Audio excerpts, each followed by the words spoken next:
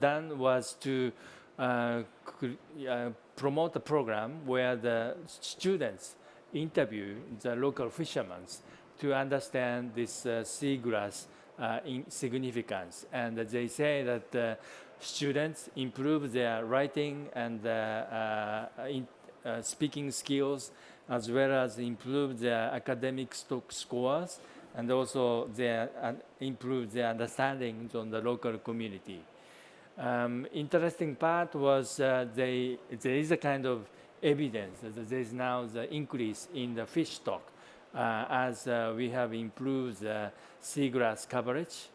Another example is from Hokkaido, Erimo, and they used to have eroded land areas where they promoted reforestations. And with this reforestation, the sedimentation was adversely affecting the kelp production. So when local farmers started planting trees and restoring vegetations, they have seen the increase in the fish productions. On the other hand, the year 2000 and onward, the kelp production did not really increase. It was mainly because of the seawater temperatures, according to the local farmers. So local farmers claim that they could reduce the sedimentation by planting trees, and they could reduce soil erosion and the sedimentations so that they could reinvigorate the kelp production. But thereafter, they have seen this seawater temperature increase, and that has been reducing actually the kelp productions. And this is my hometown, the town where I live currently. And this is Hayama, about 1 hour, 2 hours train ride from Tokyo. And there again, the seagrass has been disappearing, seaweed has been disappearing. One of the reasons was that the predator fish survive in the wintertime because seawater temperatures was actually higher for the recent years. And the interesting part was like a winter water temperature. If they have a high temperature in the consecutive years, then the predator fish has grown up and it damages the local areas. Another factor, according to the locals, was increased velocity of typhoon.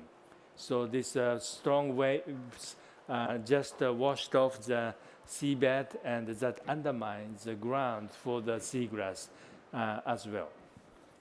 The acidification, there is a point that there is an increase in acidity, but the locals haven't yet observed the impact of the increase in acidity on kelp and the ecosystem productions, the seaweed productions. So this is another study, Philippines, and this is just to show that there is a trade-off between aquaculture farming and mangrove destructions. This is another study in Madagascar, that the deforestation was actually creating soil erosions, and with these soil erosions was also damaging marine and coastal ecosystems, and the root cause was actually poverty, that the locals had to produce charcoals. So the local fishermen, actually, they try to promote plantations, and there is these devastated areas in Tohoku. Deforestation has been carried out. And in the case of Pacific Island countries, we also see these interactions between the soil erosion, sedimentation, and adverse impact on marine ecosystems. So we look at the impact of the Jeff Ridge to Reef project and how they have been actually helping restoring vegetations. And we see also like a Guam, they do slash and burn to do hunting, and that kind of ash goes into the coastal areas and damaging the coral reef. So this kind of seawater temperature warming is one thing, but there's another anthropogenic factors attributed, for instance, at deforestations and This is a livestock manure in FSM, Federated State of Micronesia. These livestock manures also polluting the land areas. So we try to consolidate some good practice in Japan. This is Okinawa Island in Kagoshima, and they try to arrest the soils from going into the ocean or coast from the sugarcane farms. So they try to keep a vegetation in a fallow period, and they also create a kind of fence or the ridge or dikes to stop the soil erosion as well. And we also see this Ecuador example where the local farmers made agreement with the government and the international NGO that they will not destruct mangroves to create a fish pond. And there they have actually created this payment for ecosystem services that the international communities and the government pay a small amount of money to the local farmers on the ground that they will not convert mangroves to the shrimp aquaculture farm. Oysters are one of the predators in the seaweed in my hometown, Hayama, and the locals now collect sea urchins and then feed like a cabbage outer leaves as like a bait, and they try to grow these sea urchins for the market sale, but again it's still experimental and not yet successful. So we see a number of factors that are required to promote seaweed, seagrass, kelp, and blue carbon restorations, and for this we are trying to see what factors actually work better to enable the locals to conserve coastal and marine ecosystems, and how we can really promote blue carbons in the context of mitigating climate change and improving local livelihood, and also promoting blue economies. So I thank you for your kind attention. And then I just invite my colleague Anna from the Primus Marine Laboratory to make a supplementary remarks with her own presentation as well. So can I ask organizers to switch to the second presentation?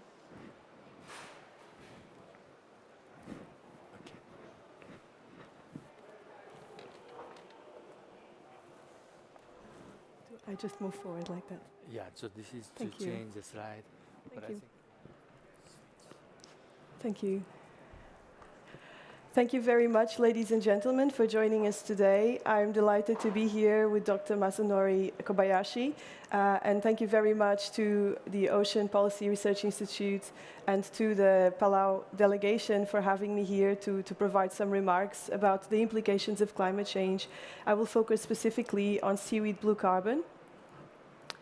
So seaweed blue carbon has been very much at the fore at COP26. So it is interesting to see the momentum, in fact, from a few years ago when we have been discussing this and the need to use nature to help us curb emissions and to reach net zero. And there is currently a huge global momentum to grow seaweed as one of the possible types of species that contributes to carbon sequestration alongside other nature-based solutions. And indeed to use it also as a science-based solution through the increase of aquaculture of seaweed around the world.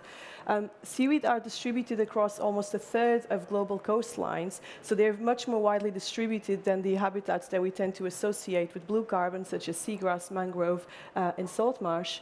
And they're also some of the most productive vegetated habitats. So actually, seaweed sequester CO2 sequestration rates are higher than other macrophytes. However, this productivity is not currently considered within our global accounting of carbon, and also, and therefore not very much within our NDCs at all to the Paris Agreement. And this is because seaweed are not typically represented. Actually, they are not at all represented in the global biogeochemical models that we use to estimate our carbon budgets. So there is I and others, there is a large community now that is arguing that there might be a significant blind spot in our ambition to manage the ocean as a potential carbon sink to help limit climate change. The challenge with managing potential blue carbon from seaweed habitats is that there is no in situ storage, as we know. So 80% of production, and in some cases up to as much as 95% of the carbon stored in seaweed biomass seasonally might actually be exported into the open ocean. So this is the main challenge. So whilst we are managing and enhancing blue carbon ecosystems such as salt marsh, mangrove, and other wetlands, we do this because these are one-stop shops where the whole blue carbon service happens in one place. So these are habitats very amenable to management. However, in the case of seaweed, we have the situation, as with other ecosystems contributing to these types of donor carbon and sink habitats, where the carbon is sequestered in one type of habitat in one place, it is then exported through the ocean, and where it may reach the seabed somewhere else, where it's then potentially sequestered away from the climate system.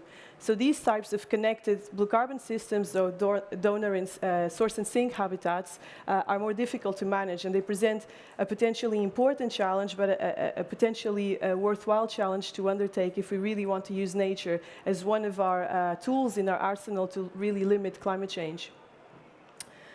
So blue carbon conservation mechanisms at present, which are geared towards, obviously, emissions reduction, require still a verification of where and how much seaweed carbon is sequestered in the seabed, and if it is amenable to management, and in fact, how long does it stay in the sediments. And very few studies have, up to now, actually provided this verification. So this is very much a growing area of research.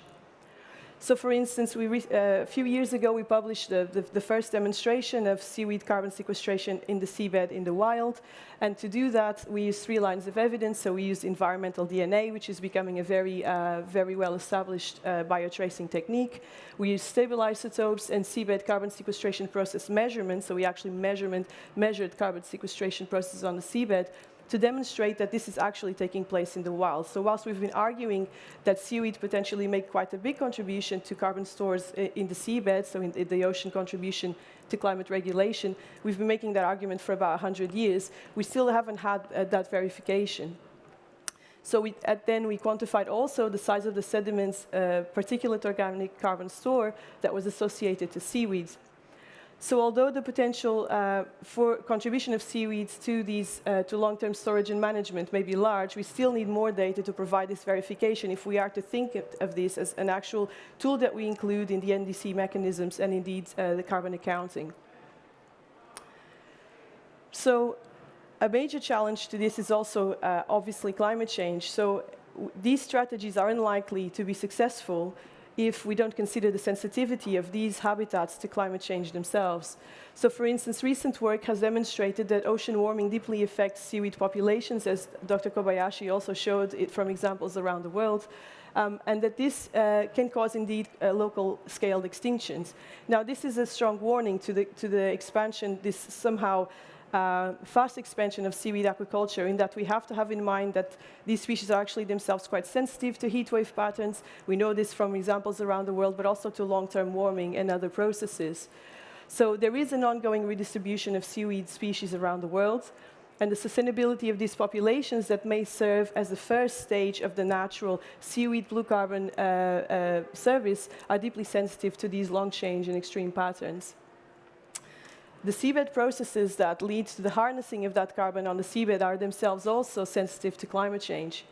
So for instance, we know that carbon sequestration is sensitive to both ocean acidification and deoxygenation, which are happening throughout the ocean, as well as to ocean warming. So uncertainty about the stability of this seaweed carbon sequestered into sediments requires that we still continue to, we need more investigation before we can really argue for these as solutions that we should invest in towards curbing emissions. And so long-term storage and management of seaweed carbon that can serve to curb emissions requires a consideration of the vulnerability of both the carbon source population as well as their sedimentary sinks. And so using seaweed as a seaweed-based solution requires us to look at more data, especially from the field that we don't have yet. So my call for the community is that this is work in progress and that we need to be cautious. Thank you very much for your time. Ladies and gentlemen, I would like also to invite you to the Blue Carbon Conference that is taking place in the next 2 days in Edinburgh, and that you are very welcome to join virtually. Thank you for your time. Thank you. Thank you, Anna, for your very insightful presentations. And we have a pleasure to recognize Minister Stephen Victor, the Minister of Palau for Agriculture, Fisheries and Environment, who is here. And may I invite the Minister to make brief comments and maybe possible suggestions as to how we can actually apply our research to the Pacific Island countries. So, Minister Victor, please. So, thank you, Masanori. For us in Palau and rest of the Pacific, we recognize the importance of mangrove and seagrass ecosystems as a big part of our and important in protecting our coastline, contributing to healthy biodiversity, and more importantly, healthy fisheries.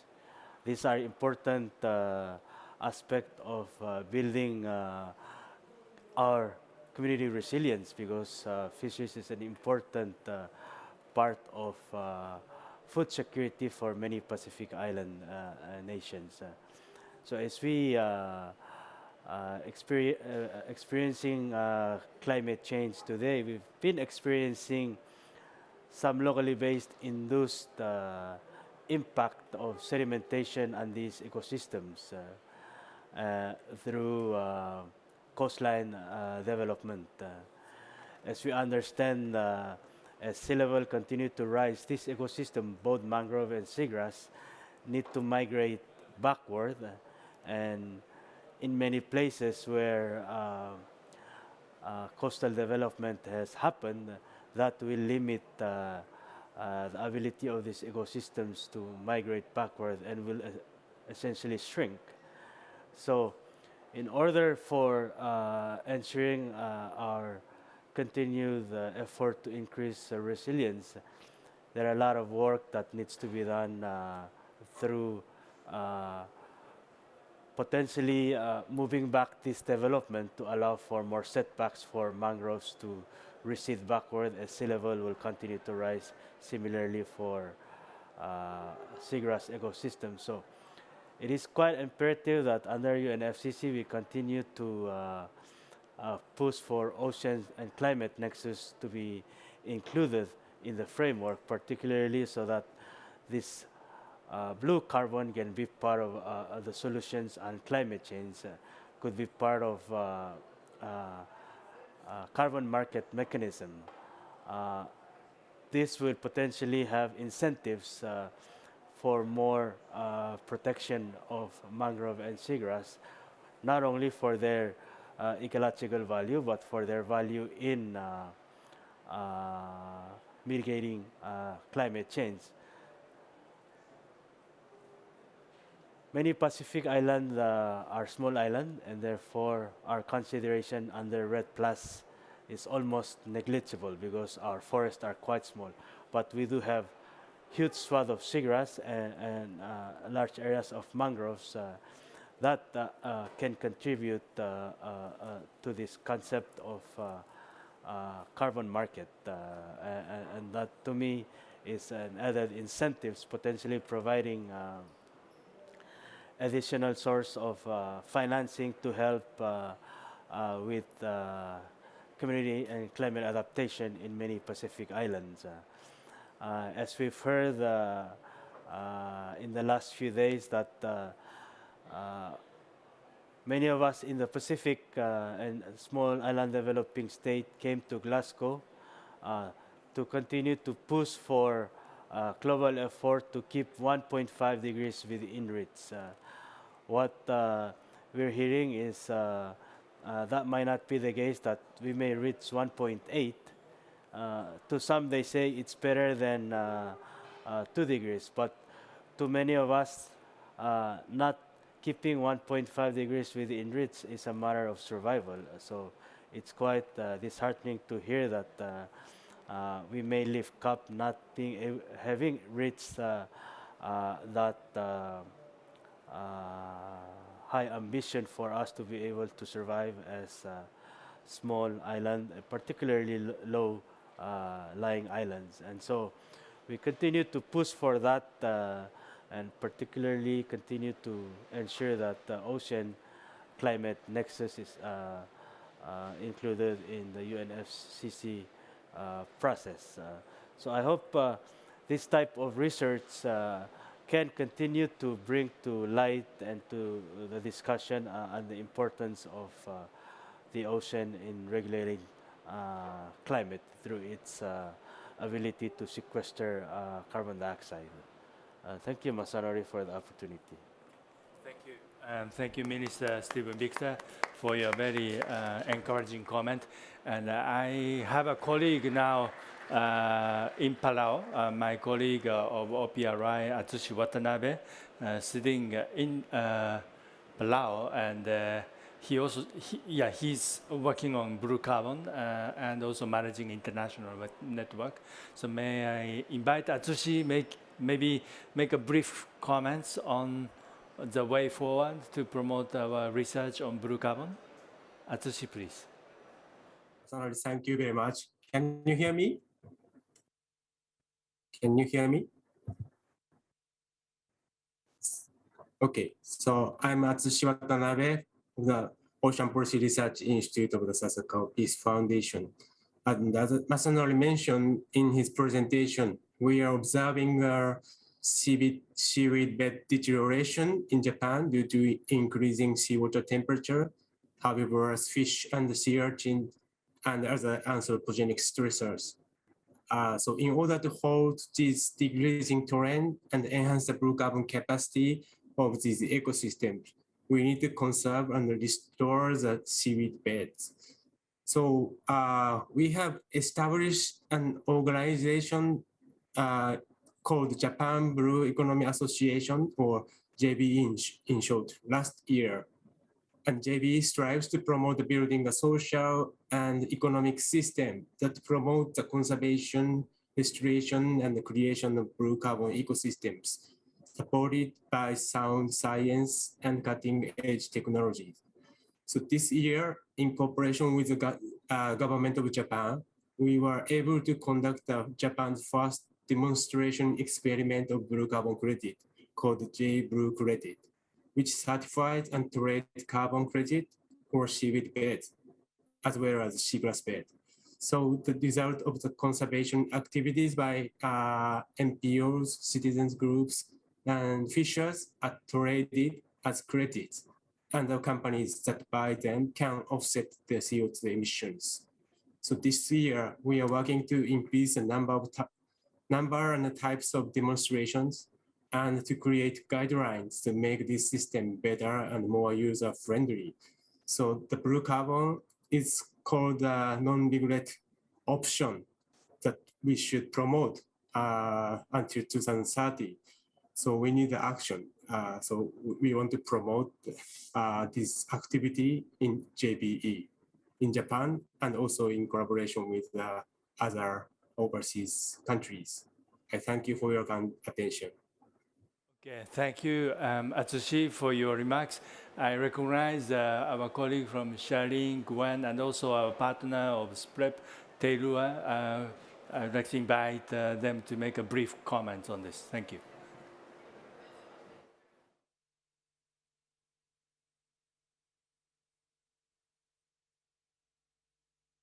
Ali? Okay. Sula Masanori-san, I have 2 comments. You know, it's as a Pacific Islander, we come to the COPs and we're always focusing on blue carbon for the global need. But what I appreciate from your presentations, it brings it down to the local level, especially the livelihoods of the people. So 2 points I want to make is when those 37 oyster farmers got together, and how would we be able to sort of make a relationship between Japan and Palau now that our current government has increased its priority for aquaculture? That's one. And then number 2 is, with all the impacts with anthropogenic, the sedimentation, it seems like while we can buffer the sediment to the coastal ecosystem, temperature rise might be difficult. Can we start some kind of a scientific research to identify heat-tolerant seaweeds? There's been work on salt-tolerant swamp taro. There's been work on identifying acidity-tolerant, acid-tolerant corals. It would be great if you can do a similar project for seaweed. Thank you. Thank you, Charlene. Gwen, you have a quick comment? Thank you. Sorry, can you hear me? Yeah. So thank you, Masanori, for the presentation. And it's really good to see that there are a lot of work that are working towards addressing the impacts of climate change from what Japan and OPRI has done, and also the research that has just been presented as well. So I'm hoping that we can have further discussions on how we can implement some of this work in Palau to help, especially now that we're living through the impacts of climate change. Okay. Thank you. Thank you, Gwen. And can I ask Teirua to make a quick comment? Yeah. Thank you, Masanori-san. This work is really interesting, and from my end, it would be really great if the research still continues. So I just really congratulate you for all this great work, as well as the rest of the team, Palau. So yeah, congratulations and really good stuff. So thank you once again for your very encouraging comment, and we certainly want to link this marine coastal ecosystem with the local livelihood, where we also need to apply scientific monitoring as to see what really contributed to the degradations and what measures can be effective in conserving and restoring the seagrass and the blue carbon ecosystems. Once again, thank you for joining us, and look forward to future collaboration. Thank you very much.